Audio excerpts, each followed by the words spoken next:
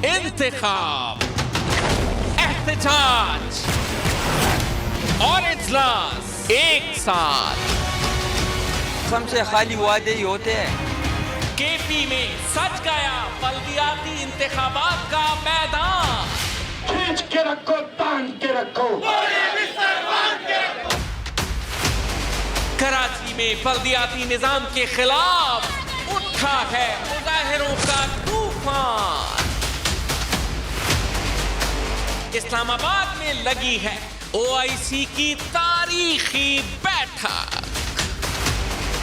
कराची से खैबर, खबर ही खबर, संडे बन गया सुपर संडे।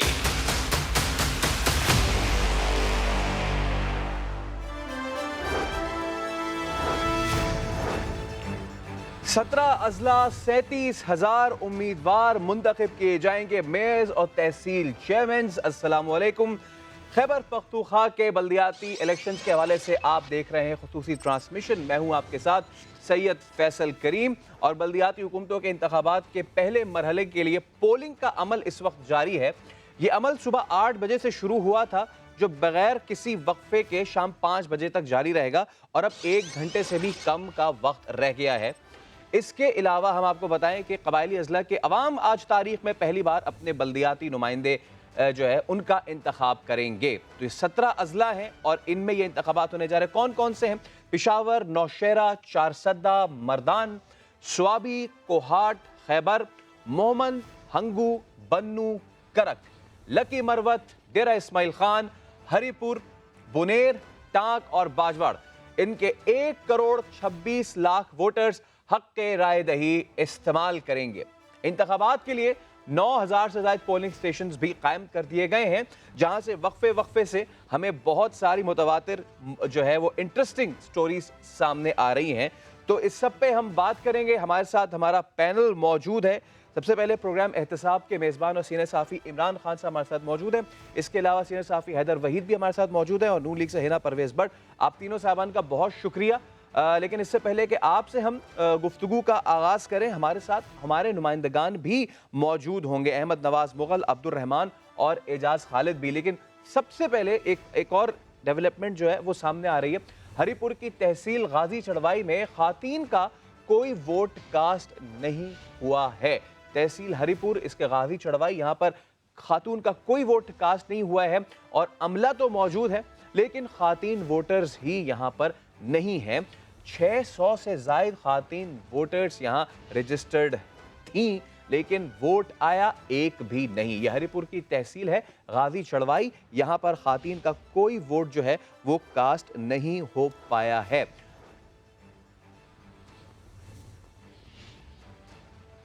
जी, तो अब हमारे साथ हमारे मेहमान मौजूद हैं। सबसे पहले इमरान खान साहब, आपसे हम गुफ्तगू का अगर आगाज़ करें तो बताइए अब तक क्या सिचुएशन। देखिए, बड़े तारीखी इंतखाबात हो रहे हैं क्योंकि पहली मरतबा जो जमशुदा इलाके हैं उनमें भी तब्दीली आ रही है और वो तब्दीली ये है कि वो पहली बार मुंतखब करने जा रहे हैं। अब तक के जितना भी टर्न आउट रहा, टर्न ऑफ इवेंट्स रहे, इनको किस नज़र से देखते हैं? देखिए, ओवरऑल तो स्मूथ लग रहा है। कुछ ऐसा नहीं लग रहा कि जिसको आप कहें कि बहुत बड़ी चीज़ हो रही है। लेकिन अच्छी बात यह है कि इलेक्शन हो रहे हैं और लोकल बॉडीज़ के इलेक्शन हो रहे हैं। यही जमहूरियत की असल फतह है कि डिवोल्यूशन ऑफ पावर, आम आदमी तक इख्तियारात पहुँचें और गली मोहल्ले की सतह के ऊपर इंतखाबात हों। और ये पावर हमेशा अपने पास रखते हैं बड़े जो पॉलिटिकल एलीट है या आपकी एस्टेब्लिशमेंट है, उन्होंने हमेशा कोशिश की, बल्कि डिक्टेटरशिप के दौर में ये इंतखाबात हमेशा ज़्यादा बेहतर होते रहे, ये सबका कंसेंसस है। लेकिन पॉलिटिकल अदवार में ऐसा नहीं होता था। अच्छी बात है, ये सिलसिला शुरू हुआ है, बाकी सूबों में और बाकी जगहों पे भी होना चाहिए। अगर मैं कंपैरिजन करूं तो खैबर पख्तूनख्वा का जो बल्दियाती निज़ाम का स्ट्रक्चर है वो बाकी सूबों की निस्बत बेहतर है। और अगर मैं कहूँ कि सबसे बुरा किसका है तो वो ऐसा लगता है कि सिंध ने सारी पावर्स जो है वो सूबाई हुकूमत के पास रखने की कोशिश की है और उन्होंने पावर्स को डिसॉल्व नहीं किया, बदकिस्मती से। आज के इंतखाबात में जो सबसे अहम चीज़ होने वाली है ना 1 घंटे के बाद, उसका बहुत मज़ा आने वाला और सब लोगों को उसका इंतज़ार भी होगा कि जीतेगा कौन। यहाँ पे जो हार जीत है वो सिर्फ हार जीत नहीं है, ये एक बड़ी लंबी चौड़ी डिबेट है जो इस मुल्क में बड़े लंबे अरसे से चल रही है, और अब देखना यह है कि पाकिस्तान तहरीक इंसाफ अपनी मकबूलियत के दावों पर पूरा उतरती है या अपोजिशन के ये दावे कि पाकिस्तान तहरीक इंसाफ खोखली हो गई है, उसको कोई वोट नहीं डालेगा, वो दावे सच होते हैं। मौलाना फजलुर रहमान साहब का बहुत बड़ा इम्तिहान है, क्योंकि जितना उन्होंने इस हुकूमत के खिलाफ कभी एहतजाज, कभी धरना, कभी कुछ और किया, उनको अपनी ताकत शो करनी पड़ेगी इस इलेक्शन में। अगर वो दोबारा उसी तरह आते हैं जिस तरह वो माजी में आते रहे, चंद सीटें ले ली या किसी एक आधी तहसील में या एक आधे जिले में उन्होंने, तो फिर मौलाना फजलुर रहमान साहब के बयानिए को बड़ा जोरदार धचका पहुंचेगा। अब ये लगभग 17 पार्टियां हैं और पाकिस्तान तहरीक इंसाफ के साथ इनका मुकाबला है। पीडीएम की कामयाबी और उनकी आने वाली तहरीक, खास तौर पे खैबर पख्तूनख्वा में, वो यहां से या तो बूस्टअप हो सकती है या उनको मायूसी भी हो सकती है। फिर एक चीज और याद रखिएगा कि खैबर पख्तूनख्वा के ये जो बल्दियाती इंतखाबात हैं, ये मोमेंटम बनाएंगे, क्योंकि दोबारा बाकी इजला के अंदर इंतखाबात होंगे, फिर ये सिंध में भी ये मामला होना है, पंजाब में भी होना है, इस्लामाबाद में है, तो ये यहां से आगाज हो रहा है। तो इसलिए ये इंपॉर्टेंट है, लोगों के लिए बहुत अच्छा है कि उनको अपने नुमाइंदगान मुयस्सर आ जाएंगे। और ये गली गली मोहल्ले मोहल्ले इलेक्शन है, ये एक बड़ी एक्सरसाइज होती है जब आप नेशनल असेंबली का या सूबाई असेंबली का इलेक्शन करवा रहे होते हैं, तो वो भी एक बड़ी एक्टिविटी है, लेकिन ये बहुत लोअर लेवल तक है और यहाँ पे लोग बहुत जोशो खरोश के साथ वोट डालते हैं। हर गली हर मोहल्ले के अंदर पॉलिटिक्स हो रही होती है। तो ये तहरीक इंसाफ और उनके मुखालिफिन का एक बड़ा इम्तिहान भी है कि आज जो जीतेगा, इसका मतलब है कि लोग उसको पजीराई दे रहे हैं। तो लेट्स सी, 1 घंटे के बाद रिजल्ट आना शुरू हो जाएंगे।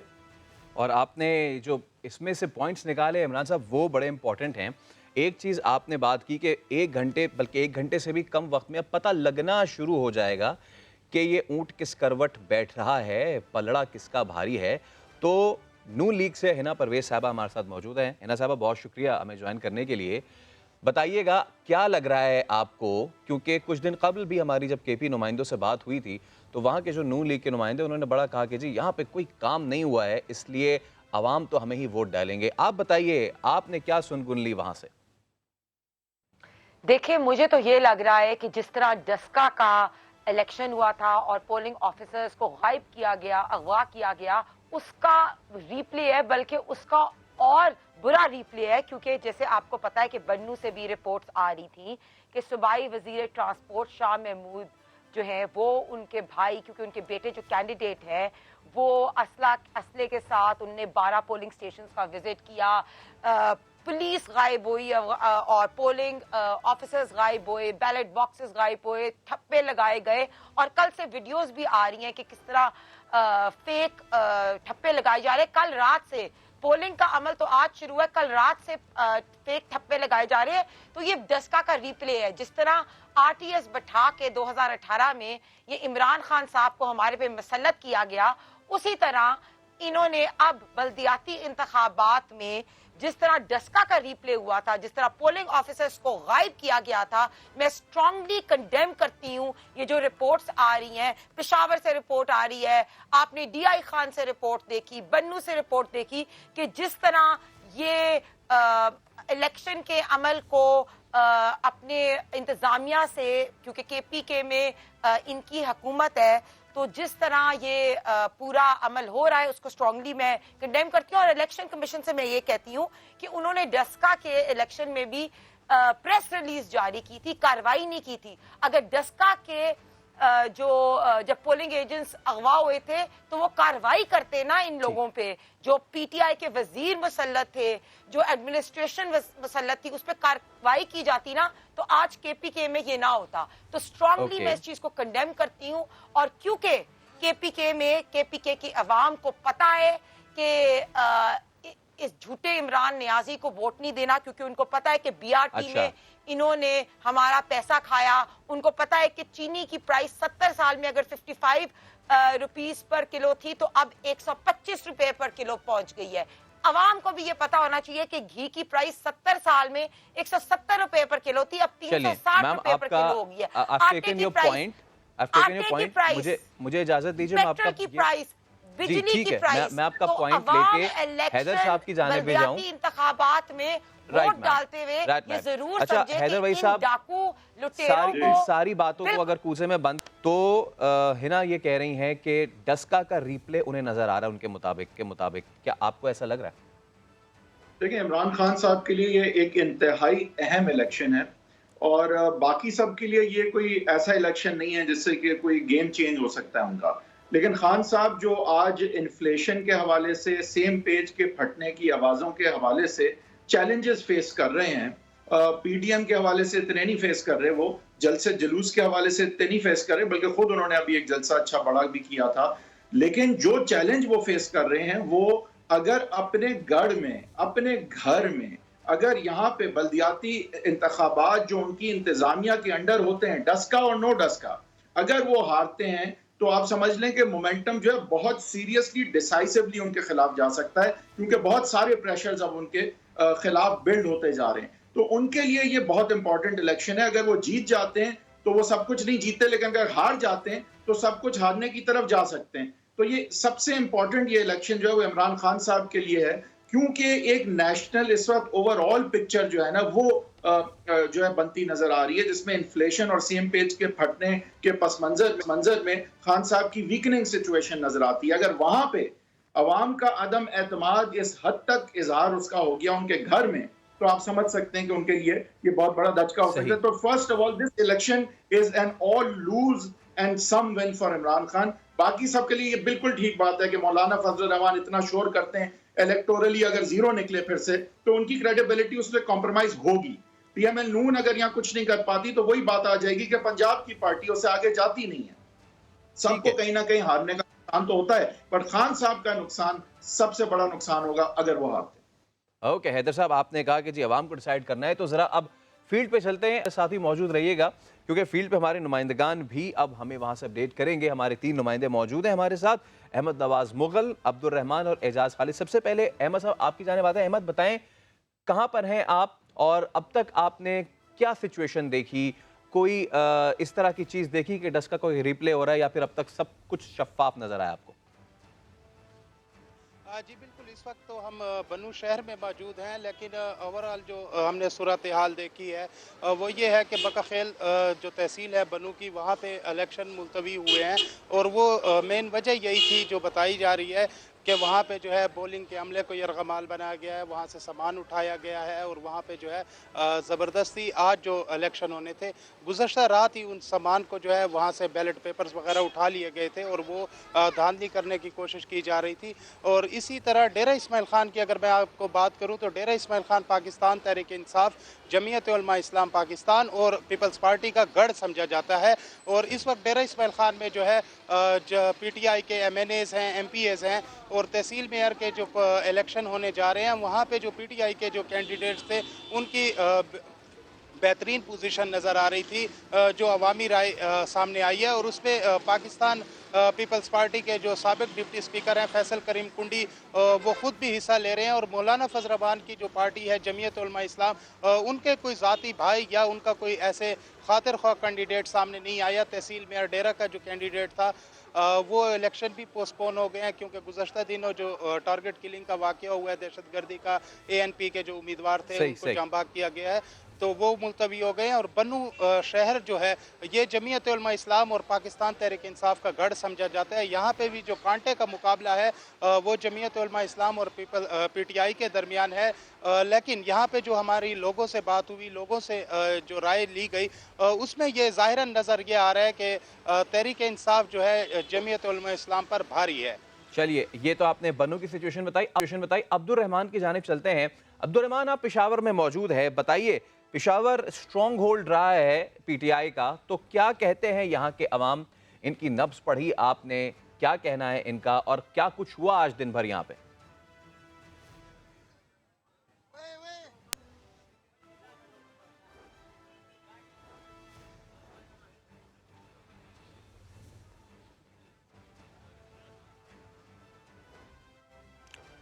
पेशावर से भी हम जानने की कोशिश कर रहे हैं क्योंकि सारा दिन ये सिचुएशन हमारे सामने खबर आती रही है कि, और जैसे कि अहमद नवाज मुगल भी। जी अब्दुल रहमान, आप प्लीज कंटिन्यू करें। खुलने में थोड़ी ही वक्त रह गया है और यहाँ पर खसूसन ANP के जो अरबाब उमर हैं और PTI के नबी गुल हैं, जबकि इसके साथ साथ JUI के साबिक जो रुकन असम्बली हैं खालिद वकार, उनके दरमियान टफ मुकाबला देखने में आ रहा है।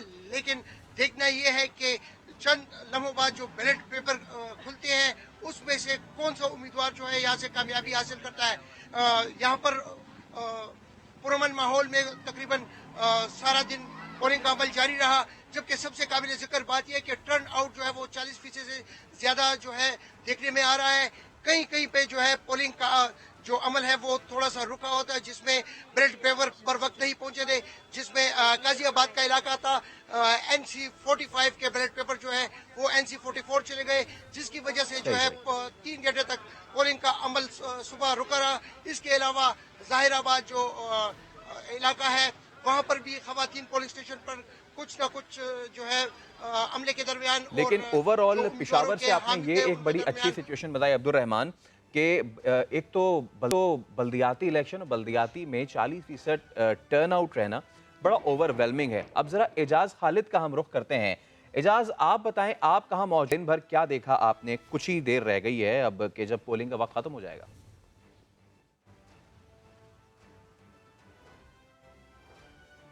जी बिल्कुल, मैं इस वक्त मर्दान रोड पर जो चारसदा का कायदाबाद नंबर 2 पोलिंग स्टेशन है वहाँ पर मौजूद हूँ। दिन भर हम यहाँ चारसदा की कवरेज करते रहे 3 तहसीलों के।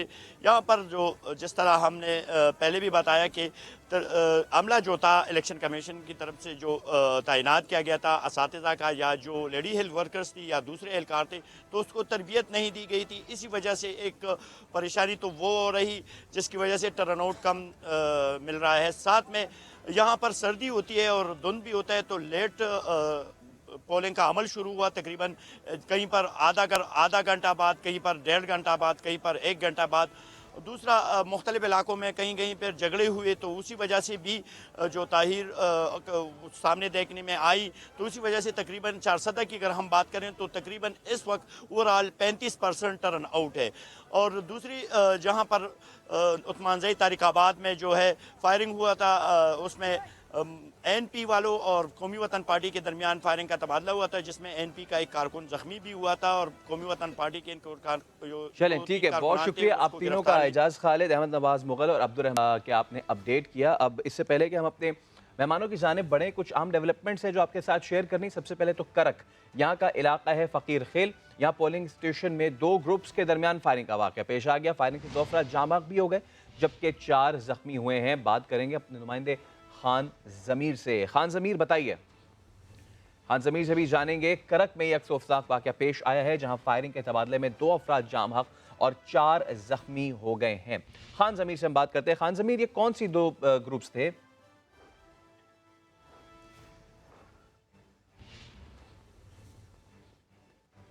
खान ज़मीर से हम जानने की कोशिश कर रहे हैं कि करक में जो ये वाक़या पेश आया है, फ़कीर खेल पोलिंग स्टेशन में 2 ग्रोहों के दरमियान फायरिंग का वाक़या पेश आया है और इससे 2 अफराद जाँ बहक हुए हैं।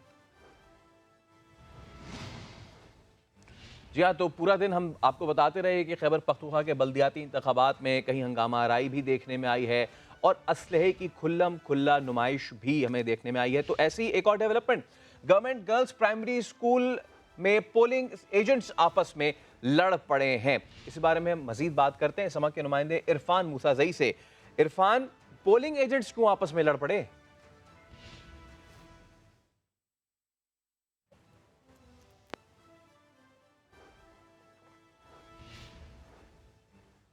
खैबर पख्तूनख्वा के बल्दियाती इंतखाबात, हंगामा आराई हो रही है, असलहे की खुल्लम खुल्ला नुमाइश हो रही है और ऐसे में एक और डेवलपमेंट ये है कि अब पोलिंग एजेंट्स भी आपस में लड़ पड़े हैं। एक बार फिर हम जरा अपने मेहमानों का रुख करते हैं और इमरान साहब, आपसे मैं जानना चाहूँगा, सर हम 2021 भी ख़त्म हो रहा है, अब हम सन 2022 में दाखिल हो रहे हैं, लेकिन हमारे यहाँ ठीक है कोई भी जीते कोई भी हारे और उससे किसी को भी पॉलिटिकल मोमेंटम मिले, ये सारी बातें अपनी जगह। ये जो बीमारियाँ हैं हमारे इलेक्शन से जुड़ी हुई, किसी ने बैलेट पेपर उठा लिया, किसी ने स्याही डाल दी, कहीं फायरिंग हो गई और कहीं पोलिंग एजेंट्स लड़ पड़े, कहीं अमले की तरबियत नहीं हो रही, कहीं धुंध आ रही है, तो उसमें ये सारी चीज़ें हो रही हैं। सर इससे छुटकारा कब मिलेगा हमें? जब हम बैठेंगे और बैठ के फैसला करेंगे कि आज के बाद धांधली के साथ इलेक्शन जीतना नहीं है। देखिए होता क्या है, हर पॉलिटिकल पार्टी कहती है कि हमें कुछ ना कुछ करके इलेक्टोरल रिफॉर्म्स करने हैं। इलेक्टोरल रिफॉर्म्स के लिए जो पाकिस्तान की रवायती पॉलिटिकल पार्टीज़ हैं वो बैठने के लिए तैयार नहीं है। मिसाल के तौर पे मैंने ये इलेक्ट्रॉनिक वोटिंग मशीन देखी थी और आप हैरान हो जाएंगे कि अपोजिशन के जिन लोगों ने तनकीद की इस मशीन के ऊपर, इवन इलेक्शन कमीशन ने जिस वक्त इस मशीन पे तनकीद की उस वक्त तक उन्होंने इस मशीन को स्टडी नहीं किया हुआ था। मैं हैरान हो गया देख के, और मैं अपने साथ टेक्निकल लोग लेकर गया था। यही मशीन इंडिया इस्तेमाल करता है और इसमें पेपर ट्रेल मौजूद है, तमाम सवालों का जवाब मशीन के अंदर मौजूद है। लेकिन हमने हमेशा कोई ना कोई ऐसा रास्ता रखना होता है जिससे हम धांधली करें। हमने हमेशा कोई ना कोई ऐसा रास्ता रखना होता है जिससे मुर्दों के वोट कास्ट हो जाएं, जो ओवरसीज़ पाकिस्तानी हैं, पाकिस्तान में मौजूद नहीं हैं, उनके वोट कास्ट हो जाएं, जिनसे कुछ इलेक्शन कमीशन के अमले में मौजूद लोग अच्छा खासे अपने मतलब पूरे कर सकें। कुछ जो रवायती पुराने सियासतदान हैं वो अपने 20-30 हज़ार वोट जो उनके पास मौजूद हैं, जहाँ से उनकी गिनती शुरू होती है, वो उनको कास्ट करवा सकें। तो अगर ये मशीन आप ले आते हैं या दीगर इलेक्टोरल रिफॉर्म्स आप करते हैं तो फिर आप इन इल्ज़ामात से बच सकते हैं। वरना जब तक पाकिस्तान में इलेक्शन होते रहेंगे ये सब लोग हमेशा ऐसे ही रोते रहेंगे। और रोने की वजह यह है कि जो जहाँ जीतेगा वो कहेगा मैं सुरखरू हो गया, पब्लिक ने मुझे जितवा दिया। जैसे कि अभी पंजाब के अंदर एक इलेक्शन हुआ कंटोनमेंट एरियाज़ में, वहाँ पाकिस्तान तहरीक इंसाफ हार गई बहुत सारी जगहों पे। जहाँ वो हारे वहाँ जीतने वालों ने कहा हम सुरखरू हो गए और पीटीआई के लोगों ने कहा हमारे साथ धांधली हो गई। और जहाँ पीटीआई जीती उन्होंने कहा यहाँ पे हम सुरखरू हो गए और पीएमएलएन के लोगों ने कहा हमारे साथ धांधली हो गई। 2008 के इलेक्शन में आसिफ अली जरदारी धांधली करके मुल्क में हुकूमत उन्होंने बनाई थी, ये पीएमएलएन ने कहा था। 2013 में आसिफ अली जरदारी ने और इमरान खान साहब ने कहा कि मियां नवाज शरीफ ने धांधली से हुकूमत बनाई है। 2018 में पीपल्स पार्टी ने और पीएमएलएन ने मिलकर कहा कि इमरान खान ने धांधली से हुकूमत बनाई है। अब 2023 में जो भी हुकूमत बनाएगा, बाकी अगर फजलुर रहमान ने भी 2023 में हुकूमत बना ली ना, तो बाकी सारे कहेंगे कि फजलुर रहमान ने धांधली से हुकूमत बनाई है। ये इस मुस्तकबिल में होता रहेगा, इस मुल्क का मुस्तकबिल है ये, जब तक कि सारे बैठ के इस्लाहात नहीं लेकर आते। ठीक है इमरान खान साहब, और आपने क्योंकि इस्लाहात की और सारों के मिल बैठने की बात की, तो पीपल्स पार्टी के सीनियर रहनुमा कमर जमा कायरा, हम उनसे गुफ्तगू करते हैं। कमर साहब, गालिबन गुफ्तगू के इसी पहलू को अगर हम कंटिन्यू, जीत हार तो किसी ना किसी की होनी है, फिर दावे और वादे भी होने ही हैं, लेकिन ये जो सुबह से खबरें आती हैं कि असलहे की नुमाइश जो है वो खुलेआम हो रही है, 2 ग्रोह में अभी फायरिंग हो जाती है, 2 लोग बेचारे जो है वो जहाँ हो जाते हैं, न जाने किसके बच्चे थे, किसके बाप थे, किसके शौहर थे, वो नहीं है इस दुनिया में। और ये हम हर बाई इलेक्शन, हर जनरल इलेक्शन, हर बल्दियाती इलेक्शन में देखते हैं। क्या हम 21वीं सदी के सन 2022 में भी आके यही रिवायत कायम रहेगी, इसी तरह हमारे इलेक्शन होते रहेंगे? पहली गुजारिश ये कि अभी क्या हो रहा है, कल अभी पोलिंग का अमल जो है उसका आगाज होना था, तो कल से धांधली की खबरें थी और इनके ठप्पे लग रहे थे पीटीआई के कैंडिडेट, बल्कि एक प्रिजाइडिंग अफसर को गिरफ्तार किया गया। तो धांधली के मंसूबे तो उसके पहले से थे और ये जो नारे थे वो अपनी जगह, लेकिन जिन लोगों को खान साहब हुकूमत में लेके आए अपने साथ, उनकी पार्टी में जिन्होंने ज्वाइन किया, उनको आते तो सारी जिंदगी ताकत के जोर पे रियासती ताकत को इस्तेमाल करते हुए इलेक्शन चुराने की आदत थी, लिहाजा वो इलेक्शन चुराने की कोशिश कर रहे हैं और लोगों के गजो गजब का उनको इल्म है। उन्हें पता है कि वो इलेक्शन जीत नहीं सकते अगर फेयर इलेक्शन हो गए, और उसके नतीजे में पहले उनको हजीमत हुई है। अब मजीद अगर वो किसी से इलेक्शन हार जाते हैं, जो कि उन्होंने हारना है, तो फिर उनका मुल्क के अंदर एक असर बड़ा जाएगा कि जी पीटीआई की हुकूमत जो है वो नाकाम हुई और लोग उससे नाराज हैं।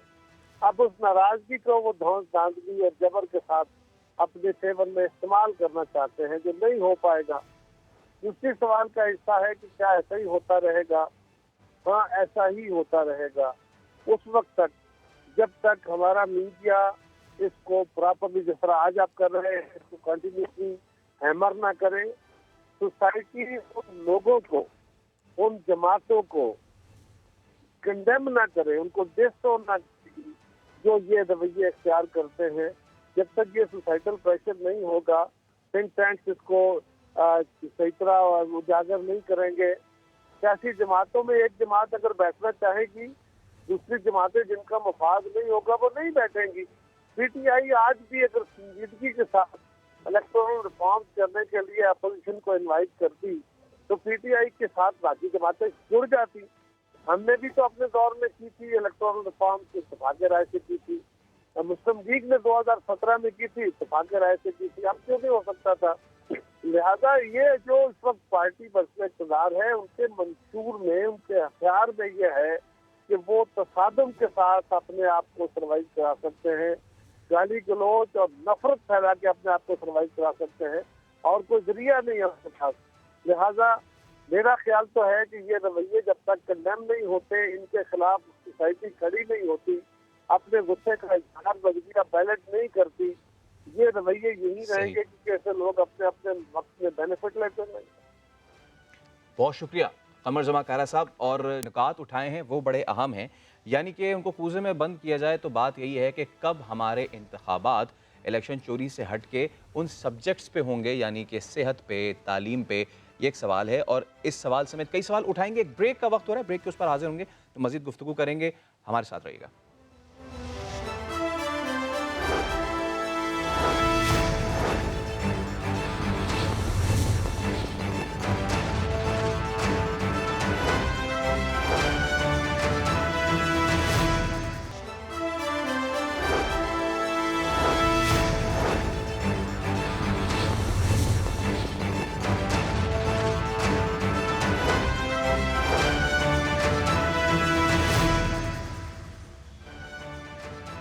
एक बार फिर कहेंगे आपको खुशामदीद, और अपने मेहमानों से जाने से पहले हम एक अहम डेवलपमेंट आपके साथ शेयर करें। पाकिस्तान पीपल्स पार्टी के चेयरमैन बिलावल भुट्टो जरदारी ने ट्वीट किया है, पैगाम दिया है कि अवाम बड़ी तादाद में बाहर निकलें और अपने वोट से पीटीआई को शिकस्त दें। बिलावल ये भी कहते हैं कि पीटीआई के अफराद बैलेट पेपर्स पर ठप्पे लगाते हुए रंगे हाथों पकड़े गए। पोलिंग स्टेशन में तोड़ फोड़, खातीन समेत पोलिंग अमले पर हमलों की खबरें मिली। पीटीआई की हरकतें गैर मकबूल हुकूमत की गम्माज हैं। बिलावल भुट्टो ने यह भी कहा कि डीआई खान में एनपी उम्मीदवार को पोलिंग से एक रोज कबल कत्ल किया गया। मकतूल के वुरसा ने पीटीआई वजीर पर रिश्वत की कोशिश का इल्जाम लगाया। रिश्वत देने की कोशिश के बाद यह कत्ल हुआ। चेयरमैन पीपल्स पार्टी बिलावल भुट्टो जरदारी ने किया है ये ट्वीट। एक बार फिर अपने मेहमानों का रुख करेंगे और हिना परवेज से मैं बात करता हूँ।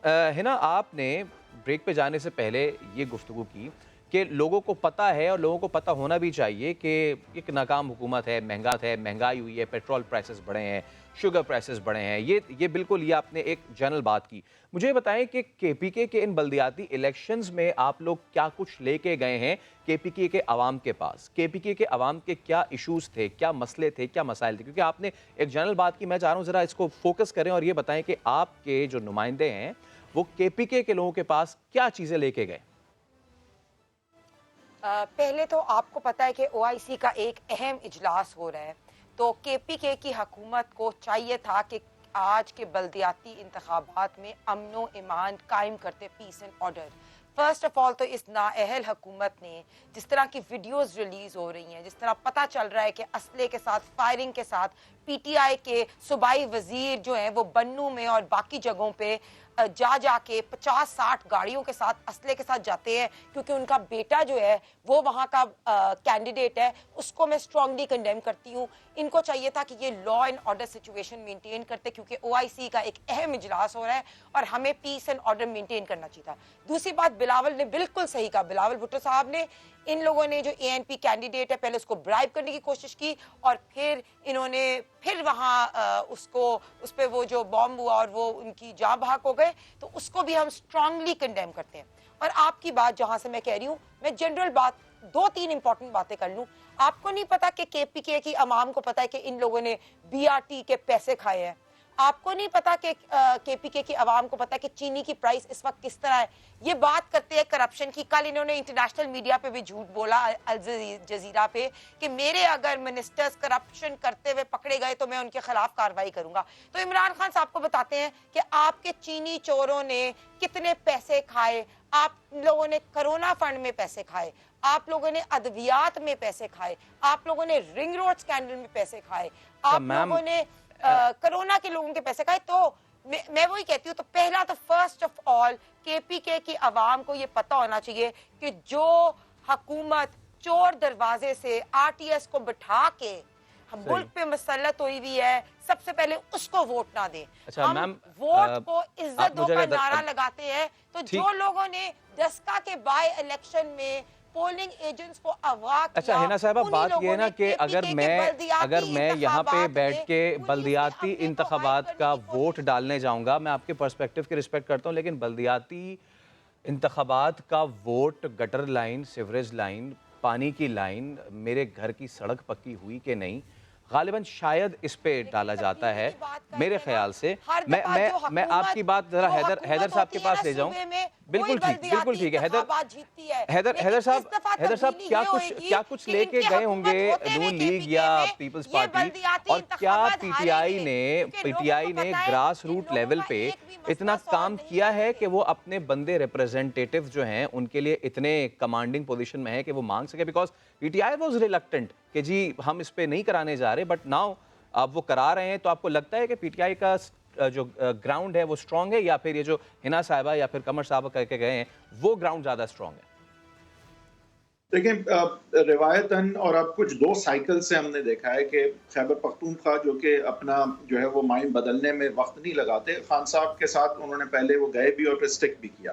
तो खान साहब अगर कहीं स्ट्रांग है, अगर कहीं उन पे एतमाद है, अगर उनकी गवर्नेंस को कहीं सराया गया है तो वो खैबर पख्तूनख्वा है। और 2 जो बड़े इश्यूज हैं, जो नेशनल इश्यूज बेशक सही, लेकिन वो इफेक्ट कर रहे हैं इस वक्त खासकर अर्बन पॉपुलेशंस को, सेमी अर्बन पॉपुलेशंस को, वो गवर्नेंस के इश्यूज हैं और वो महंगाई के इश्यूज हैं। तो ये दोनों चीज़ों पे जो है इस वक्त कमज़ोर नज़र आती है आपकी पीटीआई की हुकूमत। और मेरे ख्याल से पीटीआई ने, अगर हम और चीज़ों पे चले जाएं जिसकी अभी हमने बात की, तो ये बात और जहन में रखें कि जो बुनियाद रखी गई थी इस पार्लियामेंट की, वहां से ही हमें पता था कि कोई इस्लाहात और कोई इलेक्टोरल रिफॉर्म्स मुश्तरका तौर पे या मिलके नहीं होंगे, क्योंकि खान साहब पूरे आए थे इस बलबूते पे कि बाकी सब करप्ट है, उनसे बात भी नहीं करनी चाहिए। बाकी सारों ने इलेक्शन के बाद अपना पूरा मौकिफ कर दिया था कि ये सिलेक्टेड है, इनसे बात ही नहीं करनी चाहिए। तो इस माहौल में जाहिर है पार्लियामान जिस तरह से चली है, ये 2 एक्सट्रीम मौकिफ थे जो दोनों ने लिए हुए थे। इसके बाद कोई इलेक्टोरल रिफॉर्म्स का सवाल ही नहीं पैदा होता था, और लिहाजा हमने अदम ताउन इस हद तक देखा कि शायद पाकिस्तान की हिस्ट्री में हमने कभी ना देखा हो। अब जो ट्रेजरी बेंचेस होती हैं उनका ज्यादा जिम्मा होता है फैसल साहब, क्योंकि उनको अब उनका हाउस है, उनको चलाना है, उन्हें बात आगे बढ़ानी है, उन्हें कानून साजी करनी है, उनको डिबेट करनी। तो लिहाजा मैं समझता हूँ कि यहाँ पे खान साहब का थोड़ा सा नुकसान भी हुआ, और वो क्योंकि इतने अटल हो गए थे वो कि इनसे बात नहीं करनी है, करप्ट हैं। और दूसरी तरफ तो उन्होंने तो जाहिर है कहना था ये तो सिलेक्टेड है, इनसे तो बात करनी ही नहीं है। तो लिहाजा इस एक्सट्रीम्स पे और जो है ना हम देखते हैं कि इस तरह इंतजामी उमूर भी जो है वो फिर ज़ेर बहस आ रहे हैं कि जिस तरह से इलेक्शंस कंडक्ट हो रहे हैं, कोई रजामंदी, कोई कंसेंसस नहीं है। तो मेरे ख्याल से ये this doesn't bode well for the coming elections, although वहां पे केयरटेकर हुकूमत होगी और इंतजामिया किसी एक हुकूमत या एक पार्टी की नहीं होगी। तो ये एक बड़ा फर्क होगा। ओके, मैं आपका पॉइंट इमरान साहब के पास ले जाऊँ। इमरान भाई, ये जो हिना साहबा ने भी बात की, मैंने उनसे पूछने की कोशिश की, मुझे बताएं कि अगर नून लीग लेके गई है अपने पॉइंट्स, अगर उन्होंने जलसे वगैरह किए हैं, रैली वगैरह की, क्या बताया है उन्होंने आवाम को? बिकॉज करप्शन और ये सारी चीज़ें, ये एक वेग सी टर्म है और बड़ी टर्म है महंगाई, लेकिन उसको जो बल्दियाती इंतखाबात हैं, जो गली मोहल्लों के, चौक चौराहों के, चौबारों के इंतखाबात हैं, वहाँ तो आपको ना बहुत कन्वर्जिंग जो लेंस है उससे देखना पड़ता है, बड़े छोटे छोटे मसाइल से देखने पड़ते हैं। तो आप हिना साहबा की उन बातों से इत्तेफाक करेंगे? देखिए, केपीके में मैम, इमरान साहब, यूजुअली इमरान साहब आप प्लीज करें, फिर मैं हिना को ले लूं। एक पॉइंट ऐड करूंगी। मेरे ख्याल में इत्तेफाक कर लेते हैं हिना साहबा की बातों से, वरना वो करवा लेंगी जबरदस्ती। तो मैं जो बात ये बात कर रही हूँ कि देखिए, बल्दियाती इंतखाबात, लोकल गवर्नमेंट के इलेक्शन में जो हुकूमत होती है ना सूबे में, यूजुअली वही जीतती है। लेकिन अब तब्दीली ये होने लगी है कि इमरान खान साहब ने और केपीके की हुकूमत ने not only bigger national issues जिसमें करप्शन, महंगाई है, बल्कि लोकल इश्यूज जो है, चाहे सीवरेज का इशू हो, चाहे गली मोहल्लों का इशू हो, वो सब में लोगों को कोई बेनिफिट नहीं दे सकी। तो इस दफा की रेवोल्यूशन पॉइंट टेकन, आपका पॉइंट आ गया। इमरान साहब, अब आप प्लीज आप वाह। प्लीज अच्छा, प्लीज अब अपने मैं कमेंट आपसे कंटिन्यू अर्ज करें। करता हूं कि जो आपने नुक्ता अभी कहा ना, देखें पाकिस्तान में इलेक्टोरल जो प्रोसेस है या लोगों के इलेक्शन डालने का जो रुझान है उसमें शख्सियत परस्ती होती है। यानी कोई मौलाना साहब की शख्सियत की परस्तिश करते हैं लोग, कोई इमरान खान की, कोई ANP की लीडरशिप को पसंद करते हैं, कोई मियाँ साहब की। लेकिन जो बल्दियाती इंतखाब होता है, ये आपकी बात बिल्कुल ठीक है, यहाँ पे शख्सियत का रंग उतना गालिब नहीं होता जितना जनरल इलेक्शन में होता है। यहाँ पे हर गली मोहल्ले की अपनी अपनी शख्सियत होती है। आप अगर ठीक और बेहतर टिकट देते जाएं तो उससे भी आपके जीतने में 30 to 40% फ़र्क पड़ सकता है। ये बड़ी ज़बरदस्त बात है। लेकिन मैं आपको एक चीज़ बताता हूँ कि खैबर पख्तूनख्वा में अभी जो हैदर साहब कह रहे थे ना, वो बात बहुत ठीक है और उसको आगे थोड़ा सा बढ़ाना चाहिए। खैबर पख्तूनख्वा एक ऐसी जगह है जहाँ इमरान खान साहब को दोबारा रिस्पॉन्ड किया गया है। इस सूबे ने कभी किसी को दोबारा मौका नहीं दिया, लेकिन इन्होंने इमरान खान साहब को दोबारा मौका दिया और मुमकिन है कि आज दोबारा फिर एक मौका दें, तीसरी मरतबा फिर जिता दें, बहुत मुमकिन है। बात यह है कि खैबर पख्तूनख्वा में इमरान खान साहब को इसलिए मौका नहीं दे रहे कि वो कोई बहुत शानदार उन्होंने काम करके कोई तरक्की के मीनार खड़े कर दिए हैं। सही। वजह यह है कि इससे पहले वाले हुक्मरान इतने मायूस कुन और बुरे थे कि उनके बाद इतनी तौबा हो गई वहां की पब्लिक की कि उन्होंने कहा जान छुड़ाओ, दोबारा KP में उनको आने नहीं देना। पंजाब में सिचुएशन मुख्तलिफ होगी। पंजाब में शहबाज शरीफ साहब, चाहे उनके ऊपर करप्शन के इल्ज़ाम आते हैं और उनमें बहुत सारे ठीक भी हैं, उनके ख़ानदान के ऊपर इल्ज़ाम आते हैं, उनके बेटे मफरूर हैं और वो सवालों के जवाब भी नहीं दे रहे, लेकिन इसके बावजूद शहबाज शरीफ साहब का जो गवर्नेंस का मॉडल था उसका कंपैरिजन किया जा सकता है उस्मान बुज़दार के गवर्नेंस के मॉडल से। ओके इमरान साहब, मैं चाहूंगा शहबाज शरीफ साहब बेहतर थे। इस गवर्नेंस मॉडल वाले पॉइंट पे हम ब्रेक का, मुझे कहा जा रहा है ब्रेक लेते हैं, यहीं से चीज़ को कंटिन्यू करेंगे और जब आएंगे तो हमारे तकरीबन वक्त बल्कि तकरीबन ही खत्म हो चुका होगा 17 अजला के बल्दियाती इंतखाबात में वोट की पोलिंग का। तो एक ब्रेक के बाद हाजिर होंगे, हमारे साथ ही रहिएगा।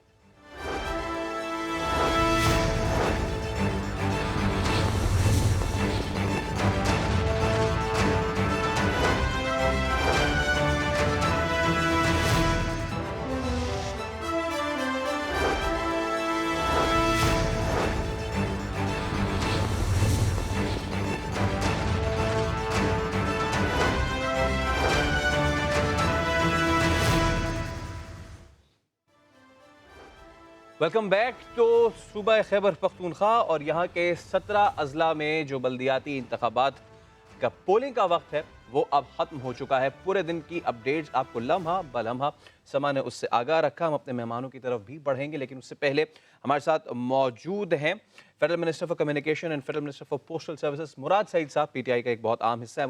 बहुत शुक्रिया अपने वक्त देने के लिए। ज़रा बताइएगा पूरा दिन का अहाता कैसे करेंगे, क्या कुछ होता रहा आज और अब आपको क्या यकीन है कि इस बार जिस तरह आपको 2 मरतबा खैबर पख्तूनख्वा के अवाम ने चुना, लोकल बॉडी सिलेक्शन में भी आप ही होंगे इंतखाब या फिर कुछ अलग होने जा रहा है? बिस्मिल्लाहिर्रहमानिर्रहीम। फैसल, आपकी इजाजत से पहले मैं जो खुशाइन चीजें आज हुई है उसका जिक्र करता चलूं जी कि पहले खैबर पख्तूनख्वा पहला सूबा है जहां पे अब बल्दियाती इंतखाबात होने जा रहे हैं। उसके साथ पहली दफा मेयर और आपके नाज़िम की के डायरेक्ट वोटिंग के जरिए उनका इंतखाब होने जा रहे हैं। अवाम वोट करेंगे और अपने मेयर का इंतखाब करेंगे, तो डायरेक्ट वोटिंग भी पहली दफा हो रही है। फिर इसके साथ खुशाइन ये भी है कि जो मर्ज डिस्ट्रिक्ट है साबिका फाटा, उसमें पहली दफा तहसील और विलेज कौंसिल की सतह पे उनको नुमाइंदगी मिलने जा रही है, जिसका मतलब ये है कि उनके मसाइल उनके घर की दहलीज पे हल होंगे। एक और खुशाइन चीज ये है PTI के लिए कि तमाम जमातें मिलकर PTI का मुकाबला कर रही है, तो इससे PTI की मकबूलियत और आने वाले इलेक्शन में PTI की कामयाबी की नवीद भी है। एक और खुशाइन चीज तो तहरीक इंसाफ का बड़ा फैसला था, मुश्किल फैसला था कि हमारे ज्यादातर जो तहसील नाज़िमीन और मेयर है उसके लिए ISF के नौजवान रिवायती सियासतदानों के मुकाबले में खड़े हैं।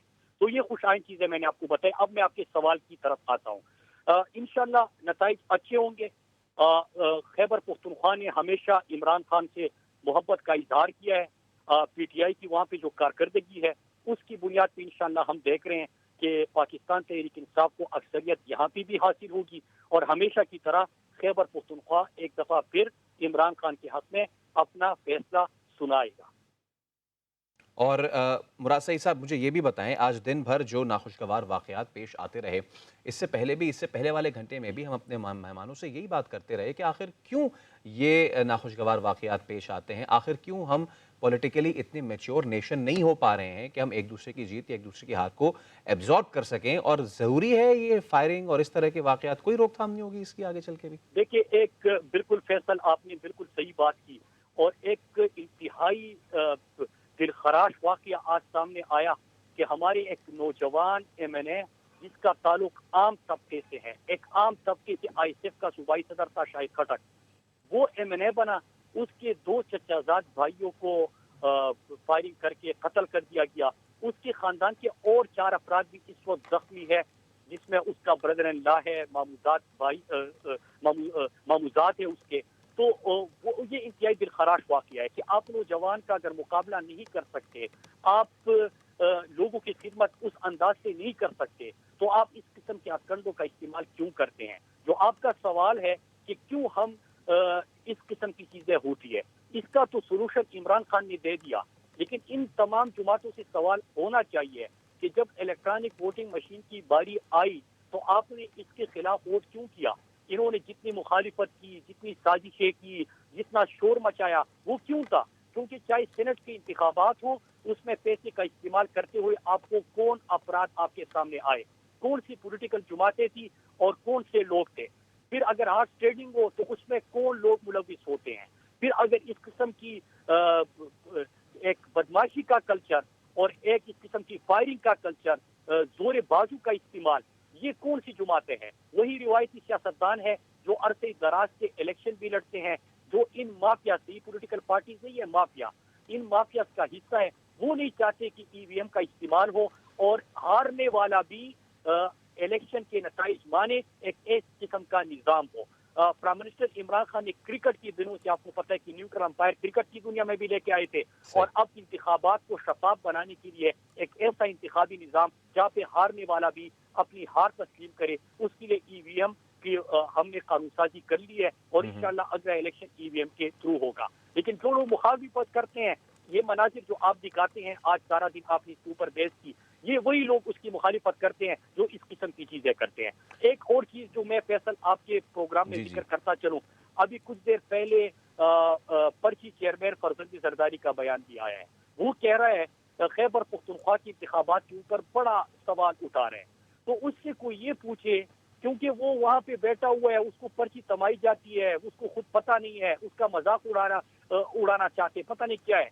ये बेगानी शादी में अब्दुल्ला दीवाना वाली बात है कि 66 तहसीलों के ऊपर इलेक्शन हो रहा है, खैबर पख्तूनख्वा के 17 अजला में इलेक्शन हो रहा है। कोई ये बताए कि इसका मुकाबला कौन सी सीट के ऊपर है, ये है कहाँ पे? मतलब कोई बंदा न उसके मुकाबले में, न कोई उनका वोट बैंक, न उनका कोई उम्मीदवार। तो ये मतलब ये ऐसी मजाक है। और एक और चीज कि तमाम जुमातें मिलकर इस वक्त PTI का खैबर पख्तूनख्वा में मुकाबला कर रही है। शायद आपके नाजरीन को ये पता ना हो जो पंजाब और सिंध और बलूचिस्तान से आपको देख रहे हैं। तमाम जुमातें मिलकर तहरीक इंसाफ का अगर मुकाबला कर रही है, तो इससे खुश आए तहरीक इंसाफ के लिए कोई और बात नहीं हो सकती कि रोजाना प्रेस कॉन्फ्रेंस करके ये कहते हैं कि इमरान खान की मकबूलियत में कमी आई है। तो अगर इमरान खान की मकबूलियत में इजाफा नहीं हुआ और कमी आई है, तो आप सब मिलकर क्यों तहरीक इंसाफ का आज खैबर पख्तूनख्वा में मुकाबला कर रहे हैं? एक तहसील पे एक पार्टी के उम्मीदवार को सपोर्ट मिल रही है, दूसरी तहसील पे दूसरी पार्टी के उम्मीदवार को सपोर्ट मिल रही है, लेकिन सारे मुत्तहिदों की PTI का मुकाबला कर रहे हैं। इससे हमें क्या फायदा है कि अगले इलेक्शन से पहले इन्होंने हमारी जीत की खैबर पख्तूनख्वा में नवीद सुना दी है कि तहरीक इंसाफ का कोई मुकाबला नहीं है। ये मिलकर भी इंशाल्लाह मुकाबला नहीं कर पाएंगे। और अभी जब जैसे जैसे रिजल्ट आएंगे तो आप देखेंगे कि एक तरफ तहरीक इंसाफ इंशाल्लाह अक्सरियत में भी आएगी, लेकिन दूसरी तरफ बड़ी खबर जो है वो ISF के नौजवान बड़े सियासी नामों के मुकाबले में इंतखाबात लड़ रही है यहाँ पे, जो कि एक मुस्तकबिल में पाकिस्तान को क़ियादत भी फराहम करेगी। ग्रास रूट लेवल से ये नौजवान आएंगे तो पाकिस्तान की सियासत में अपना किरदार अदा करेंगे। बहुत शुक्रिया मुराद सईद साहब। आखिर आपसे मुख्तसरन ये पूछना चाहूँगा, जैसे आपने कहा कि अक्सरियत में PTI आएगी, नौजवान जो है PTI के वो आएंगे, कितने मेयर्स एक्सपेक्ट कर रहे हैं PTI के आज आप? राब्ता मुनक़ता हुआ है से, तो मुराद साहब गुफ्तगू कर रहे थे और वो एक टॉल क्लेम ये कर रहे थे कि आज हम बहुत ज़बरदस्त कारकर्दगी इलेक्शंस में दिखाएंगे और PTI की नौजवान क़यादत, ISF की नौजवान क़यादत यहाँ से बहुत भारी मार्जिन से जीतेगी। कुछ डेवलपमेंट्स आपके साथ शेयर करने के लिए वफाकी वज़ीर दिफ़ा, अब इन्होंने गलती की है या फिर कुछ और किया है, क्योंकि बेटा और भतीजा दोनों ही इनको अजीज़ लगते हैं। और इलेक्शन के मामले में तो हुआ है ये कि एक बैलेट पेपर पे 2 निशान लगा दिए वज़ीर दिफ़ा ने, बल्ले और तीर पर मोहर लगा दी, क्योंकि साहबजादे जो हैं वो PTI में हैं और भतीजे साहब जो हैं वो पीपल्स पार्टी के उम्मीदवार हैं। तो ऐसे में रहा ना गया और दोनों जगह पे उन्होंने मोहर लगा दी। फिर परवेज़ खट्टक को इस गलती करने पर नया बैलेट पेपर मिला और फिर उन्होंने वोट कास्ट किया। शाबुर रहमान हमारे साथ मौजूद है। शाब, बताइए क्या हुआ ये?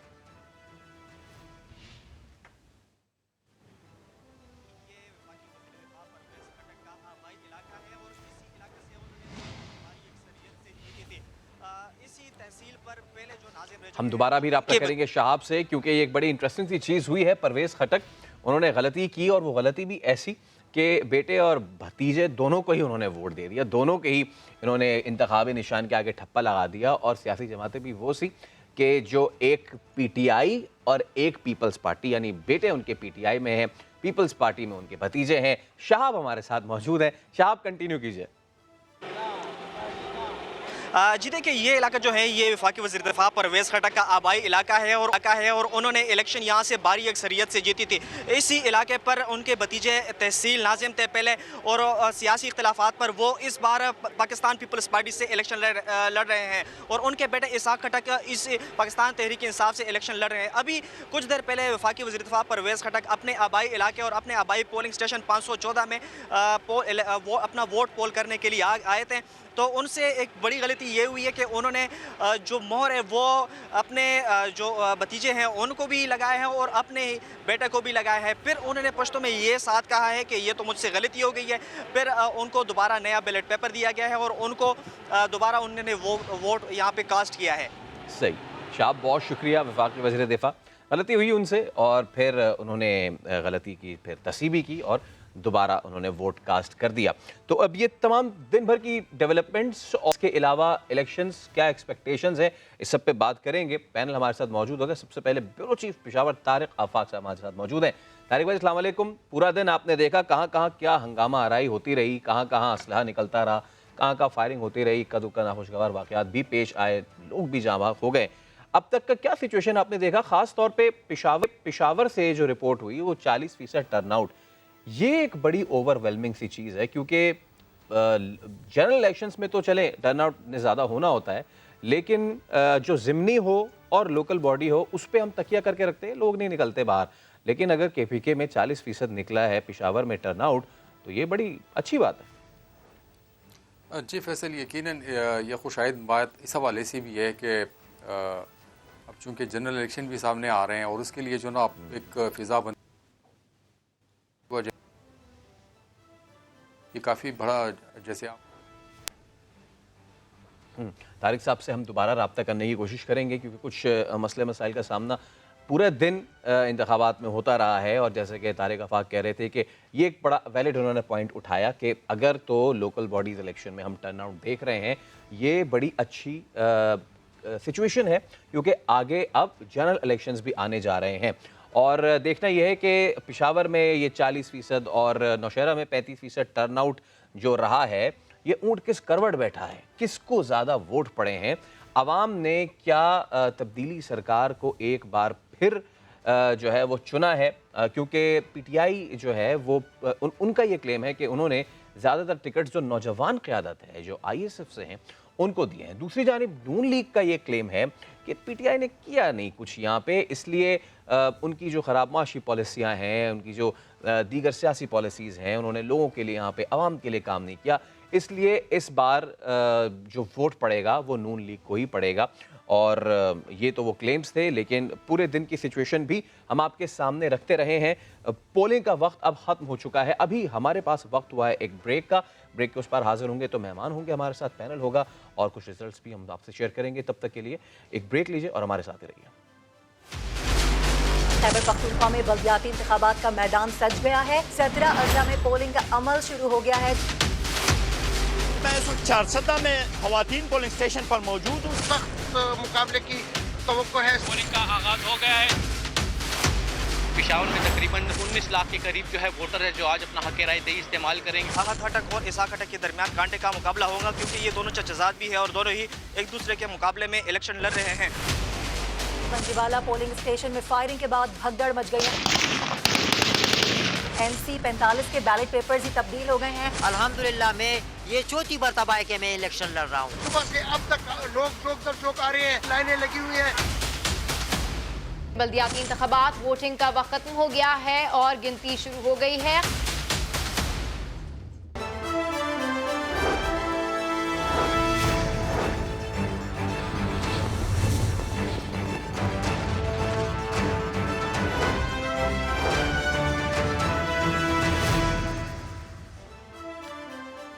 Welcome back. आप देख रहे हैं खुसूसी ट्रांसमिशन बड़ा फैसला और सारा दिन खैबर पख्तूनख्वा के जो बल्दियाती इंतखाबात थे 17 अजला में, उसके हवाले से हम आपको लम्हा बलम्हा आगाह रखते रहे हैं और आगे भी अब जब नताइज का सिलसिला शुरू होगा तो वो भी हम आपको देंगे। लेकिन कुछ अगर बात कर लें कि सारा दिन होता क्या रहा है, कहीं हाथापाई हुई है, कहीं फायरिंग का वाक़या पेश आया है, कहीं धमाका हो गया।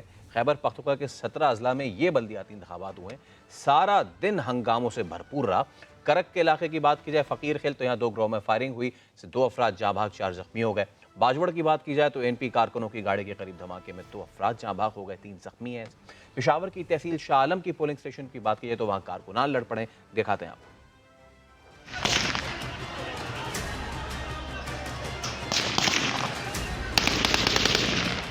करक में फकीर खेल के पोलिंग स्टेशन में सियासी कारकुनों के दरमियान फायरिंग का तबादला हुआ। 2 अफराद जान से गए, 4 जख्मी हुए। फायरिंग के बाद पोलिंग रुक गई, हालात कशीदा हो गए। पुलिस और FC की नफरी इलाके में पहुंच गई। डेरा इस्माइल खान दर्रा हयात के इलाके में 2 सियासी ग्रुपों के दरमियान तसादुम से 2 अफराद जख्मी हुए। लकी मरवत मंजीवाला पोलिंग स्टेशन में फायरिंग के बाद भगदड़ मच गई। बन्नू में बका खेल के पोलिंग स्टेशन पर नामालूम अफराद ने हमला किया, अमले को यरगमाल बनाया और सामान उठाकर ले गए। चीफ इलेक्शन कमिश्नर ने वाक़े का नोटिस ले लिया है। आइंदा बुध को खुली अदालत में समाअत होगी। पेशावर की तहसील शाह आलम में बैलेट बक्सों की सील टूटने का इंकशाफ हुआ। NC 43 और NC 22 में हंगामा आराई हुई। मुश्तइल अफराद ने पोलिंग स्टेशन में घुसकर बैलेट बॉक्स तोड़ दिए। खैबर की तहसील मुल्ला गोरी मियां मर्चा पोलिंग स्टेशन में हवाई फायरिंग से पोलिंग का अमल मुतासिर हुआ। तो ब्यूरो चीफ पेशावर तारिक आफाक से हमारे साथ मौजूद हैं। तारिक भाई, पहले भी आपसे जो गुफ्तगू हो रही थी वो भी आप कीजिएगा, और साथ एक सवाल ये भी कि हमने देखा पूरे दिन ये तमाम तर चीज़ें होती रही, लेकिन इसके बीच में कुछ मस्बत चीज़ें भी हुई हैं। तो सबसे मस्बत है चीज़ वो, एक तो टर्नआउट तो रहा ही, लेकिन दूसरा ये कि जो जमशुदा इलाके थे वहाँ पे अब जो डिसीजन मेकिंग है वो बड़ी तब्दील हो जाएगी, लोगों के हाथ में ये चीज़ें आ जाएंगी और एक सिस्टमेटिक तरीके से होगा। क्या इसी तरह होगा या फिर जो जमशुदा इलाके थे वहाँ पे तब्दीली आने में थोड़ा वक्त लगेगा, क्योंकि वो अपने तौर तरीकों से अपने फैसले करने के आदी थे? देखिए फैसल, इसमें देखिए ये जो बल्दियाती इंतखाबात हो रहे थे इसके मुख्तलिफ पहलू थे। एक पहलू तो ये था कि पूरा दिन जो ना आपने देखा कि हंगामों की जद में रहा और हंगामों से भरपूर ये बल्दियाती इलेक्शन हुए हैं आज। लेकिन इसके अलावा अगर दूसरी तरफ हम ये देखें कि चंद अजला में जहाँ पे ये पुरतशद्दुद वाक़यात हुए हैं, इनके बरक्स वहाँ पे बड़ा पुरअमल पोलिंग जो है वो जारी रहा, पोलिंग का अमल जारी रहा और वहाँ पे किसी किस्म के जो ना तशद्दुद के कोई वाक़यात रिपोर्ट नहीं हुए। तो ये एक जो ना एक पॉजिटिव एस्पेक्ट भी है, इसको भी हमें नज़र में रखना चाहिए। अच्छी जगह के यहाँ पे जो ना जो कुछ हुआ आज, धमाके भी हुए, फायरिंग भी हुई, तसादुम भी हुआ, लोग भी जो ना जान से गए। दूसरा जो आपका सवाल था कि मर्ज डिस्ट्रिक्ट में अब की बार जो ना हमारे जो फ़ाटा से ताल्लुक़ रखने वाले जो साबिक़ का फ़ाटा था, उसके 3 अजला में आपकी वार भाजोड़, मुमंद और खैबर, वहाँ पर भी आज पहली बार ऐसा हुआ कि बल्दियाती इलेक्शन हुए थे। और उन बल्दियाती इलेक्शन के नतीजे में जैसे आपने कहा कि अब चूँकि वहाँ के जो लोग हैं वो ख़ुद अपनी किस्मत का फ़ैसला कर पाएंगे, तो ये बहुत बड़ी मुस्बत और एक बड़ी तब्दीली हम इसको कह सकते हैं। लेकिन इसमें जो ना एक मसला है अभी तक कि वो जो एक एडमिनिस्ट्रेटिव वैक्यूम है वो अभी तक इन इलाकों में मौजूद है कि हमने पूरा पुराना फाटा तो ख़त्म कर दिया, जो उसका था FCR का कानून वो ख़त्म हो गया, लेकिन अभी तक वहाँ पे सिविल एडमिनिस्ट्रेशन की वो रट अभी कायम नहीं हुई जैसे हमारे सूबे के दूसरे इलाकों में होती है। लेकिन इसके बरक्स अगर हम एक और चीज़ देखें कि वहाँ पे जब बल्दियाती इलेक्शन का सिलसिला शुरू हुआ और निचले सतह तक इख्तियारात तफवीज़ करने का मरहला आया, तो उसमें हमने देखा कि बड़ी तादाद में लोग निकले हैं और सबसे खुशाइंद बात ये थी कि वहाँ पे ख़वातीन निकली हैं। तो वो ख़वातीन के जिनके बारे में कभी ये तसव्वुर होता था कि वो घरों से नहीं निकल सकती, उन पे जो है पाबंदियाँ होती हैं, मज़हबी पाबंदियाँ होती हैं, समाजी पाबंदियों का सामना करना पड़ता है, तो वो ख़वातीन फिर बाहर निकली हैं और उन्होंने इस इंतखाबी अमल में हिस्सा भी लिया है और इस इंतखाबी अमल के दौरान वो घर घर भी गई हैं। उन्होंने एक आगाही भी दी लोगों को कि ख़वातीन जो हैं वो भी इस मुल्क की तरक्की में वही किरदार अदा कर सकती हैं जो मर्द किरदार अदा कर सकते हैं। मोमन में आपने देखा कि एक ही घर से जो नसास बहू दोनों इस इलेक्शन दंगल में कूद पड़ी हैं और एक मखसूस नशिस्त पे दूसरी जो उस पर जनरल नशिस्त पे वो कर रही थी, इलेक्शन लड़ रही हैं और आज उनका रिज़ल्ट भी सामने आ जाएगा। अच्छा, आपने देखा कि उसमें बाजोड़ में एक खातून थी, अक़लियती उस पर नशिस्त पे वो खड़ी थी, बिला मुकाबला वो मुंतखब हो गई थी और वो भी जो ना आप मेंबर बन गई है। तो अब वो कम अज़ कम वो जो ख़वातीन की आवाज़ बन के सामने आ रही है, ये एक बहुत बड़ी तब्दीली हम देख रहे हैं कि जो मर्द डिस्ट्रिक्ट में हमारे ये 3 अज़ला में बाजोड़, खैबर और मुमन में, तो वहाँ पे ये भी है कि ख़वातीन, और इसके अलावा इस पूरे इंतखाबी अमल में अगर हम देख लें तो 4005 जो है नशिस्तें थी ख़वातीन के लिए और उसमें तकरीबन कुछ 3932 ख़वातीन जो है वो आई हैं मुकाबला करने के लिए। तो आप इससे भी अंदाज़ा कर लें कि कितनी बड़ी तादाद में ख़वातीन चाह रही है कि इस इंतखाबी अमल का हिस्सा बन जाए और इस मुल्क की तकदीर बदलने में वो भी अपना किरदार अदा कर लें। और मैं कह रहा हूँ कि एक बड़ा पॉजिटिव, अगरचे इसके बावजूद कि उन ख़वातीन को यहाँ पे जनरल नशिस्तों पे या तहसील की सतह पे, या हम देखते हैं कि जो सिटी कौंसल था, मेयर का जो इलेक्शन था, वहाँ पे किसी जुमात ने ये बात गवारा नहीं की कि वो किसी ख़वातीन उम्मीदवार को टिकट दे के उनको जो ना मौका दे दी थी कि वो जाके, जैसे हमारे पेशावर में जो ना एक बड़ी मिसाल हमारे साथ पास थी समर बिलोर की। तारिक भाई समर बिलोर की हम बात अभी ज़रा मुस्तफ़ा कमाल जो हैं वो गुफ्तगू कर रहे हैं, आपको वहाँ लिए चलते हैं। वालों का मसला भी हल हो रहा है, इससे पूरे पाकिस्तान का मसला हल हो रहा है, इससे जमहूरियत मजबूत होगी, इससे पाकिस्तान में दहशतगर्दी खत्म होगी, इससे पाकिस्तान में करप्शन खत्म होगी, ये नैब के इदारे की जरूरत नहीं पड़ेगी। मेरी गली में जब मेरे काउंसलर के पास अख्तियार आ जाएगा, स्कूल का, अस्पतालों का, दवा का, सड़कों का, पानी का, अगर वो करप्शन करेगा तो मैं उसको गिरेबान से पकड़ सकता हूं। लेकिन तुम वजीर अगर करप्शन करे तुम उसको गिरेबान से नहीं पकड़ सकते। कोई एमएनए करप्शन करे तुम उसको गिरेबान से नहीं पकड़ सकते। कोई एमपी करप्शन करे उसको गिरेबान से नहीं पकड़ सकते। अपने काउंसलरों को गिरेबान से पकड़ सकते हो, अगर वो बुरा करेगा पकड़ा जाएगा, इसलिए कि वो मोहल्ले में रह रहा होता है। ये जो सैकड़ों अरब रुपए एमएनए एमपीएस को तरक्की फंड के नाम पर दिए जा रहे हैं, ये नाजायज है, ये गैर कानूनी है, ये गैर आईनी है। एमएनए एमपीए का काम आईन और कानून में कानून साजी करना है, मुल्क के लिए अच्छे कानून बनाना है। उनका काम नालियां बनाना नहीं है, उनका काम सड़कें बनाना नहीं है, उनका काम कचरा उठाना नहीं है। लेकिन गजब खुदा का, इस पाकिस्तान में जमहूरियत के नाम पर फ्रॉड है। ये जमहूरियत ये सबसे बड़ी दहशतगर्द बनाने की फ्रॉड मशीनरी है। ऐ कराची वालों, मुझे बताओ, कल को इस पीपुल्स पार्टी की जमहूरियत को दूसरी जानिब कराची में तिब्बत सेंटर सिराजुल हक खिताब कर रहे हैं कि बाप की तरह होता है, उस घर में उनके इख्तियारात होता है, वो एक ज़िम्मेदार फर्द होता है और अपने इख्तियारात की वजह से लोग उनके गिरेबान में हाथ डालते हैं, उनका एहतसाब करते हैं। लेकिन आज अगर आपका पानी का कोई पाइपलाइन भी टूट जाए तो उनका इख्तियार मेयर के साथ नहीं होगा, उसके लिए भी आप लोगों को वज़ीर आला के पास जाना पड़ेगा। मैं इसलिए आज के इस अज़ीम शान जलसे में वज़ीर आला से कहना चाहता हूं कि आपने जो बात की है कि हम अक्सरियत की बुनियाद पर यहाँ फैसले करने चाहते हैं, तो जो चीज आप कौमी असम्बली में कबूल नहीं करते हैं उसी काम को आप यहाँ खुद क्यों बढ़ाते हैं।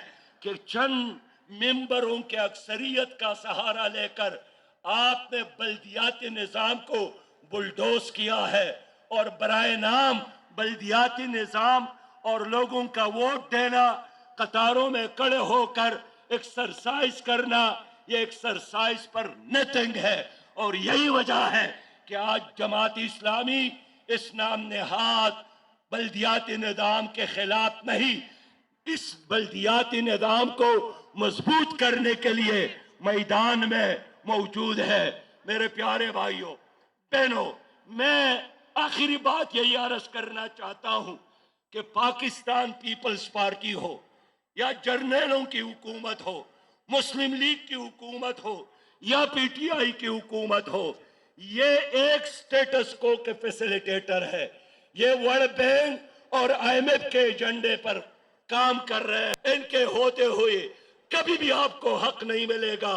हम चाहते हैं पाकिस्तान सबके लिए हो, हम चाहते हैं इंसाफ सबके लिए हो, हम चाहते हैं तालीम सबके लिए हो, हम चाहते हैं सेहत की सहूलियात सबके लिए हो। और ये निज़ाम आपको सिर्फ और सिर्फ जमात इस्लामी दे सकती है, इसलिए कि अल्लाह के निज़ाम में इंसाफ है, अल्लाह के निज़ाम में अदल है, अल्लाह के निज़ाम में मसावात है। और इस्लामी निज़ाम तुम्हारी तरक्की की ज़मानत है, इस्लामी निज़ाम तुम्हारी खुशहाली की ज़मानत है। मैं शहर कराची के लोगों से यही अपील करने आया हूं कि इस मुल्क में अगर आप करप्शन फ्री पाकिस्तान चाहते हैं, जमात इस्लामी का साथ दे। अगर पुरअमन और खुशहाल पाकिस्तान चाहते हैं, जमात इस्लामी का साथ दे। और सबसे बढ़कर बात यही कि मैं आइंदा की बात नहीं करता हूं, हमने अपने अमल से साबित किया है। इस शहर में अब्दुल सत्तार अफगानी मेयर थे, इस शहर में नेमतुल्लाह खान मेयर रहे हैं। अपनी तो क्या दुश्मन पर दुश्मन भी उनकी सलाहियतों का, उनके काम का, उनकी दियानत और अमानत का, उनकी सलाहियत का एतराफ करते हैं। इसलिए अगर आप चाहते हैं कि ये शहर कराची इस्तांबुल से भी आगे जाकर, तेहरान से भी आगे जाकर, लंदन से भी आगे जाकर तरक्की करे, तो एक ही रास्ता है कि जमात इस्लामी का साथ दे। हम इस शहर के तकदीर को बदल सकते हैं। फिर इस शहर के पख्तूनों को आकर, इस शहर के बलोचों को आकर, इस शहर के पंजाबियों को आकर, इस शहर के सिंधियों को आकर कहते थे ये एमक्यूएम तुम्हारी नहीं है, ऐ सोराब बोल वालों, ये एमक्यूएम सिर्फ मुहाजिरों की है। ऐ लियारी के बलोचों, ये एमक्यूएम सिर्फ मुहाजिरों की है। ये ऐ पंजाबियों, ऐ महमूदाबाद के पंजाबियों, ये एमक्यूएम सिर्फ मुहाजिरों की है। ऐ बलीर के गोठों के सिंधियों, ये एमक्यूएम सिर्फ मुहाजिरों की बात कर रही है। आज उनकी नींदें उड़ गई, आज वो परेशान है, मुंह से झाग निकल रहा उनके गुस्से से, क्योंकि पाक सरजमीन पार्टी मलिक के सिंधियों की भी है, लियारी के बलोचों की भी है, सोराबगोर के पख्तूनों की भी है, लियाकताबाद और कोरकी के मुहाजिरों की भी है। आज पाक सरजमीन पार्टी के झंडे के नीचे हजारों लाखों लोग, हर जुबाने बोलने वाला आज पाक सरजमीन पार्टी के झंडे के नीचे जमा हो रहा है। ये सबसे बड़ी परेशानी है पीपल्स पार्टी को, ये सबसे बड़ी परेशानी है कि आज वो भाइयों को भाइयों से लड़ा नहीं पा रहे, आज वो भाइयों को भाइयों से लड़ा नहीं पा रहे, वरना सिंधी मुहाजिर फसादात हो जाएं तो मेरे पानी का। मुस्तफा कमाल कह रहे हैं कि बहुत सारे लोग पीएसपी के झंडे तले जमा हो रहे हैं, और सिराजुल्लाह कह रहे हैं कि अगर कराची, अंकारा, तुर्की और लंदन से आगे बढ़ाना है तो जमात इस्लामी का साथ देना है। हम खैबर पख्तूनख्वा बल्दियाती इलेक्शंस के हवाले से खुसूसी ट्रांसमिशन जारी रखे हुए, एक ब्रेक के बाद भी हमारा सिलसिला जारी रहेगा, हमारे साथ ही रहिए।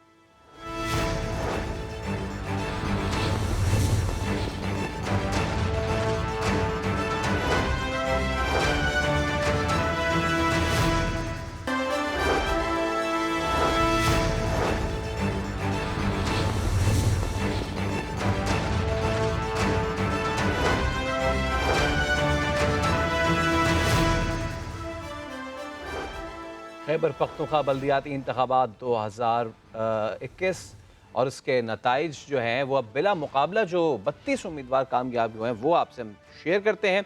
जनरल नशिस्तों पर 217 और इसके अलावा आपको बताएं कि ख़वातीन पर 876 बिला मुकाबला ये मुंतखब हुए हैं।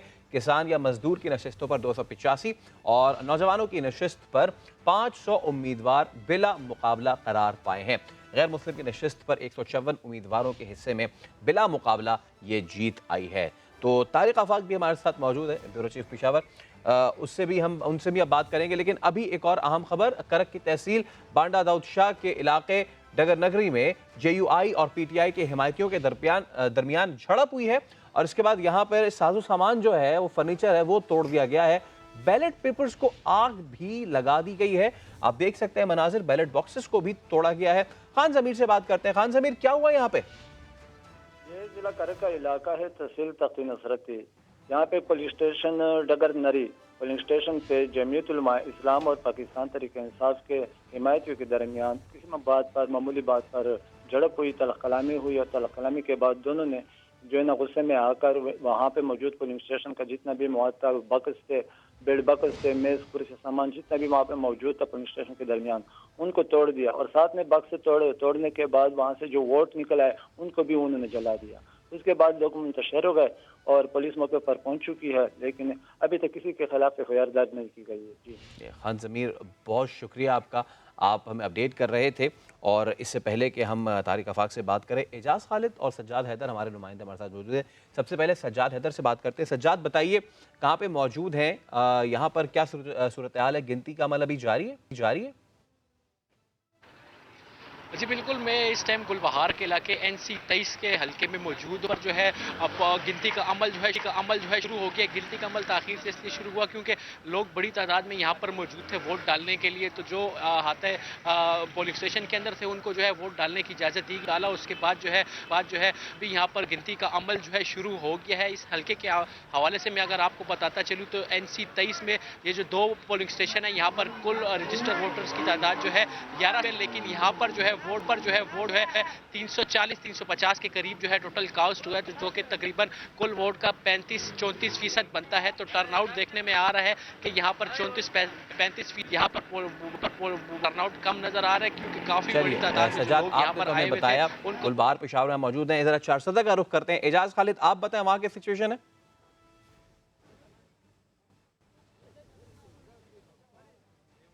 जी बिल्कुल, चारसदा में ज़्यादातर जो पोलिंग स्टेशन है वहाँ पर गिनती का अमल अभी शुरू नहीं हुआ।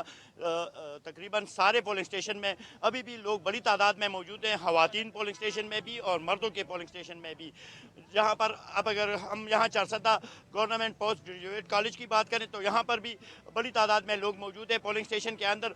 और बाकायदा पोलिंग स्टेशन के अंदर जो लोग मौजूद हैं उन्होंने वोट पोल नहीं किया तो रूल्स के मुताबिक वो वोट पोल करेंगे और उसके बाद फिर गिनती का अमल शुरू होगा। यहाँ अगर चारसदा की हम बात करें तो पूरा दिन पूरी गहमा गहमी के साथ गुजरा। चारसदा में तकरीबन गहमा गहमी रही यहाँ पे। और बहुत शुक्रिया एजाज खालिद। आखिर में तारिक भाई आपके पास में आना चाहूँगा, इर्रिस्पेक्टिव के कौन जीते कौन हारे और क्या कुछ हुआ, बल्दियाती इंतखाबात हुए खैबर पख्तूनख्वा में, ये यहाँ की जो पॉलिटिकल सेटअप है, जो डेमोक्रेटिक सेटअप है और जो लोगों के हाथ में असल तो पावर है, डेवोल्यूशन ऑफ पावर, कितनी ज़्यादा आगे फ्यूचर के लिए इंपॉर्टेंट है? आपने इससे पहले अपनी गुफ्तगू में ये भी नुक्ता उठाया था कि जनरल इलेक्शन से पहले इतना अच्छा टर्नआउट ये बहुत खुशाइंद है। देखिए फैसल, यहाँ पे ये जमहूरियत का एक बुनियादी और लाजमी हिस्सा जो ना वो बल्दियाती इदारे ये होते हैं जैसे। लेकिन यहाँ पे बदकिस्मती से ये था कि जब हमारे बल्दियाती इदारों की जो आइनी मुद्दत थी वो ख़त्म हो गई थी तो फिर उसके बाद से सूबाई हुकूमत रिलेक्टेंट थी, वो बर वक्त बल्दियाती इलेक्शन नहीं करना चाह रही थी। लेकिन जब मामला पहुँचा सुप्रीम कोर्ट में और सुप्रीम कोर्ट के वाज़ेह अहकामात के बाद सूबाई हुकूमत मजबूर हो गई और आज हम देखते हैं कि सुप्रीम कोर्ट के अहकामात के नतीजे में यहाँ पे आज एक नया बल्दियाती निज़ाम जो है वो सामने आ जाएगा आज। और जिसके लिए बड़ी हमने देखा है कि पुरतशद्दुद वाक़यात भी होते रहे, लेकिन काफ़ी बड़ी तादाद में लोग वो अपने घरों से निकले हैं। बाज़ जगहों पे ये इतलात भी आई थी कि वहाँ पे पोलिंग का अमल बड़ा सुसरवी का शिकार रहा है, लेकिन पेशावर, मर्दान और जितने बड़े शहर हैं आपने देखा है कि वहाँ पे बड़ी तादाद में लोग निकले हैं और अभी इब्तदाई तौर पर जो नताइज सामने आना शुरू हो गए हैं तो उससे भी यही अंदाज़ा हो रहा है कि मिला जुला जो है ये नतीजा होगा और किसी जमात को वाज़े तौर पर जो ना वो इस पोजीशन में नहीं होगी कि वो ये कह सके वो वाज़े अक्सरियत में आई और बहुत ज़्यादा तहसीलें 61 तहसीलें हैं और 4 जो है ना यहाँ पे डिवीजन हेडक्वार्टर सतह पे जो इलेक्शन हो रहे हैं सिटी मेयर के, तो उसमें जो ना हम देखते हैं कि मुकाबला होगा, बड़ा टफ मुकाबला होगा और यही PTI, Awami national party, JUI, people's party और यही जो है इनमें बड़ा ब्रेक ले रहे हैं। ब्रेक के उस पर हाजिर होंगे तो नताइज का सिलसिला भी रहेगा और दीगर मेहमानों से भी गुफ्तगू होगी। हमारे साथ ही रहिए।